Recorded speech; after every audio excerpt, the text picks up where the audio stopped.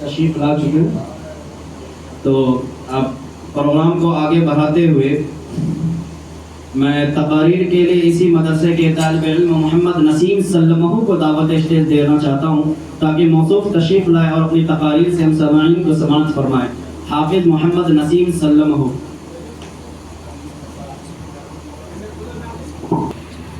السلام علیکم ورحمۃ اللہ وبرکاتہ۔ الحمد للہ رب العالمین، والصلاة والسلام على شمس الہدایة والیقین وعلى آلہ واصحابہ الصادقین، اما بعد فاعوذ باللہ من الشیطان الرجیم، بسم اللہ الرحمن الرحیم۔ ولا تهنوا ولا تحزنوا وأنتم الأعلون إن كنتم مؤمنين، صدق اللہ العظیم۔ رونق بزم حضرت صدر، معزز اساتذہ اکرام اور گلشن قاسمی کے گل العالم، بزم سجاد کے اس تاریخ اجلاس میں مجھے جس موضوع پر لب کشائی کرنے کی سعادت ملی ہے وہ سرزمین ہندوستان کی آواز اور وقت کا ایک اہم سوال ہے کہ ہندوستان کے مسلمانوں کا مستقبل روشن کیسے ہو۔ نوجوانان اسلام، یہ تو وقت کا ایک سوال ہے، لیکن میرا بھی تم سے ایک سوال ہے کہ آخر یہ انقلاب کیسے آیا؟ ہندوستان کی دھرتی نے اس کی جرأت کیسے کی؟ اس بولنے کا موقع کیوں ملا؟ ہندوستان کی گلیوں میں آواز کیوں گونجی؟ کیا ہندوستان کی سرزمین نے شاہان مغلیہ خلجی وغیرہ کے 800 سالہ حکمرانی کو بھلا دیا؟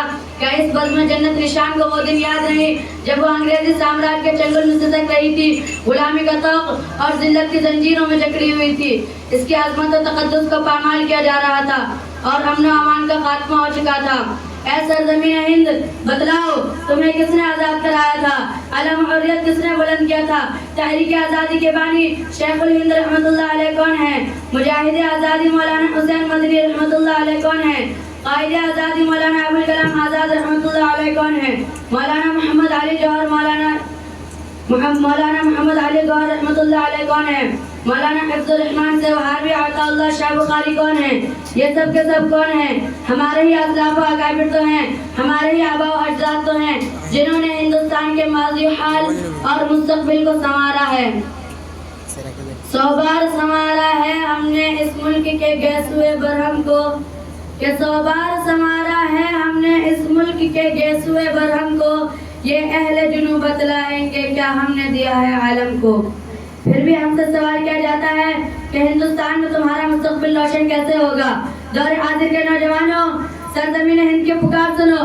ہاں مجھے یاد ہے تمہارے ہی اسلاف و اکابر نے ہمیں عزت و حرمت کا تاج پہنایا ہے، میری گردن سے طوق غلامی کو اتارا ہے، تمہارے ہی آبا نے ہمیں جنت نشان بنایا ہے، لال قلعہ کی عظمت دی ہے، قطب مینار کی بلندی عطا کی، تمہارے ہی شہنشاہوں نے ہمارے سینہ گیتی کو تاج محل کے حسن و جمال سے سنوارا ہے۔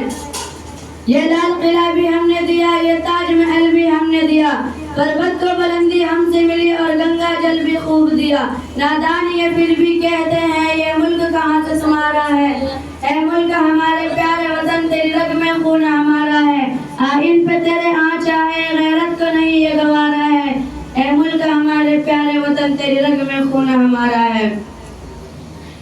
تھے تو وہ آبا ہی تمہارے تم کیا ہو، کہ تھے تو وہ آبا ہی تمہارے تم کیا ہو، ہاتھ پر ہاتھ دھرے منتظر پڑتا ہو، تم ٹیپو سلطان کی اولاد ہو مگر تمہیں جرأت و بصارت نہیں ہے، تم شہید رحمۃ اللہ علیہ کے لاڈلے ہو مگر تمہیں وہ جذبہ اطاعت اور نبی سے عشق نہیں ہے، تم شیخ الہند کے فرزند ہو مگر تم میں وہ خلوص الہیت نہیں ہے، تم شیخ الاسلام کے سپوت ہو مگر تم میں وہ خوف خدا اور دنیا سے بیزاری نہیں ہے، تم اقبال شہید رحمۃ اللہ علیہ کے شہدائی ہو مگر تم میں وہ فکر و پرواز نہیں ہے، تم ابوالکلام آزاد رحمۃ اللہ علیہ کے ننہال ہو مگر تم میں امارت کی قابلیت نہیں ہے، تم عطا اللہ شاہ بخاری کے جانشین ہو مگر تمہاری زبان میں وہ طلاقت نہیں ہے، پھر تمہارا مستقبل روشن کیسے ہو سکتا ہے؟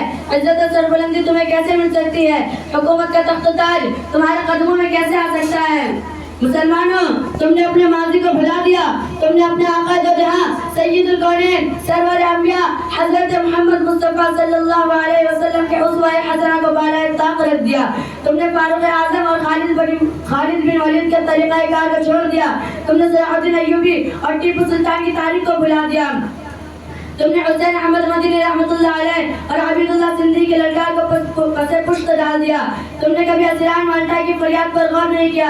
پھر تمہارا مستقبل روشن کیسے ہو سکتا ہے؟ برادران اسلام، آپ اسلامی تاریخ کا مطالعہ کیجیے اور اس کے اوراقوں کو کھنگال کر دیکھیے کہ وہ کون سی طاقت تھی جس نے صحرا عرب میں ہلچل مچا دی تھی. وہ کون سا اصول تھا جس نے ضلالت، جہالت اور کفر و شرک کے اندھیاروں میں شہادت و ہدایت کا چراغ روشن کیا تھا. وہ کون سا دستور تھا جس نے عرب کے دیہاتوں کو نجوم ہدایت بنا دیا اور انہیں قیصر و کسریٰ کے تخت و تاج کا مالک بنا دیا. وہ کون سا نسخہ کیمیا تھا جس نے صحابہ کرام کو دنیا کا قائد رہبر بنا کر امامت و قیادت اور حکومت و سیاست کے میدان کا بھی شہسوار بنا دیا. جن کی صدائے تکبیر سے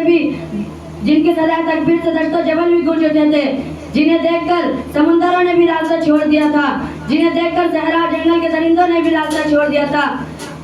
اقبال مرحوم نے کیا خوبی کہا ہے، دشت تو دشت ہے دریا بھی نہ چھوڑے ہم نے، کہ دشت تو دشت ہے دریا بھی نہ چھوڑے ہم نے، بحر ظلمات میں دوڑا دیے گھوڑے ہم نے.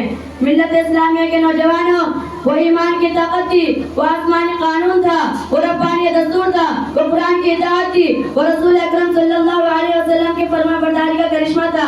آپ رسول اکرم صلی اللہ علیہ وسلم کے صحابہ کرام کی زندگی کے ایک ایک لمحے کا مطالعہ کیجیے تو آپ کو معلوم ہوگا کہ ان کی زندگی قرآن و حدیث سے عبارت تھی. ایمان کامل اور توحید خالص سے ان کا دل معمور تھا، انابت اللہ ہی ان کا شیوا تھا. اسی حقیقت کو آشکارا کرتے ہوئے علامہ اقبال نے کیا خوبی کہا ہے، یہ سحر جو کبھی پردہ ہے کبھی امروز، کہ یہ سحر جو کبھی پردہ ہے کبھی امروز، نہیں معلوم ہوتی ہے کہاں سے پیدا، کہ وہ سحر جس سے لرزتا ہے شبستان وجود، ہوتی ہے بندہ مومن کے اعضاء سے پیدا. برادران اسلام، اسلام کے حق کے متوالے قدم قدم پر جمتے رہے، ارتقاء اور عروج کے منازل طے کرتے رہے. آپ اسلام کے ابتدائی زمانے کو دیکھیے، ایک طرف مشرکین مکہ سے لڑائیاں اور منافقین مدینہ کی ریشہ دوانیاں تھی، اور دوسری طرف یہود و نصارہ کی خفیہ سرگرمیاں اور قیصر و کسریٰ کی سلطنت کی دھمکیاں مل رہی تھی. مگر اس کے باوجود صحابہ کرام آگے بڑھتے رہے، دشمنوں کو شکست پاش دی اور قیصر و کسریٰ کے سلطنت کی دھجیاں اڑا دی.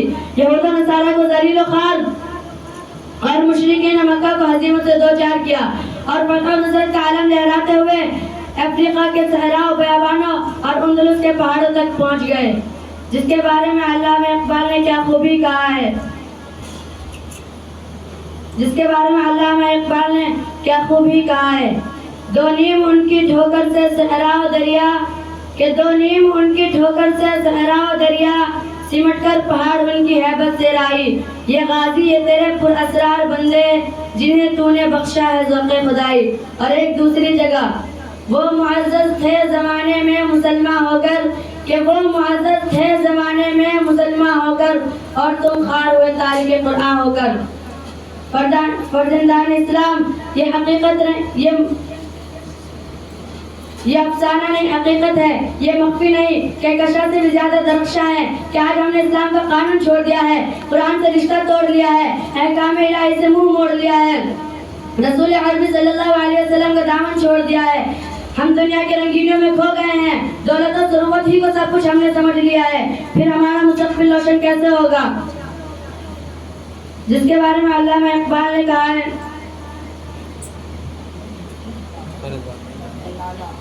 اے لالا کے وارث باقی نہیں تجھ میں گفتار دل برانہ کردار قاہرانہ، تیری نگاہ سے دل سینوں میں کانپتے تھے، کھویا گیا ہے تیرا جذبے قلندرانہ. میں انہی چند باتوں پہ اپنی تقریر کو ختم کرتا ہوں. وآخر دعوانا الحمدللہ رب العالمین.